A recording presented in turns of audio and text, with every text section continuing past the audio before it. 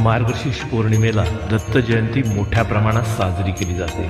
विशेष म्हणजे यंदा दत्त जयंती गुरुवारी आलेली आहे। गुरुवार हा दिवस दत्तगुरु आणि दत्तावतारांचे पूजन, नामस्मरण, उपासना यासाठी समर्पित मानला जातो।